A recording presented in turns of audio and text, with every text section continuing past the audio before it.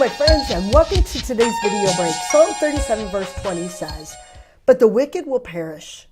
Though the Lord's enemies are like the flowers of the field, they will be consumed. They will go up in smoke." That is a very difficult passage to think about, because here's why. I don't think of God as being somebody who's going to destroy wicked. When I wake up in the morning, when I walk through my day, I'm not thinking, man, God is going to take care of the wicked and he's going to destroy them. And there's this place called hell. You know, that isn't necessarily the reality of everyday experience with God, because I'm experiencing God's goodness. I'm experiencing God's unfailing love.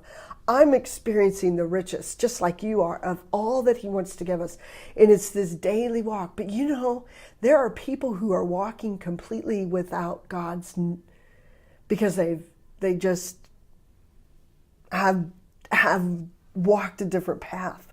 And I'm sitting here thinking, it's hard for me to fathom a God that could, that has this place where, these wicked are going to come to a place of end. But on the other hand, I'm so thankful that that's not my job to judge them. It's not my job to put them there. That's God. God sees within the heart of people.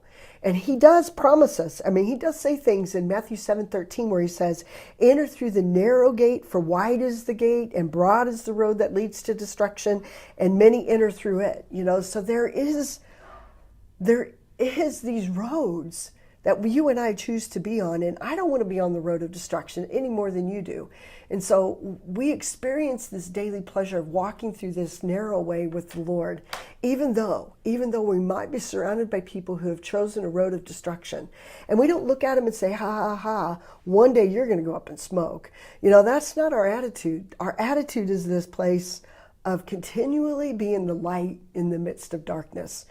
And knowing that our God is a loving, creating God, but there's also a place, there's also this grace can be shown, but grace can not be received as well. And so there's this judgment of God that says just as man is going to die once and after that to face judgment, that I think is often ignored in the church circles and even probably in our circles, because we don't want to look at God through those eyes.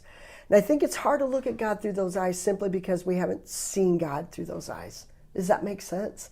And so it's very difficult for me to think of God in those terms because I don't see him that way. I don't see him as that judge that, one day is going to come down hard on me because I've walked graciously hand in hand with him. But there's going to come a day for the wicked. My prayer is that the wicked will be awakened and see the same God that you and I get to experience every day. So who do I need to pray for today?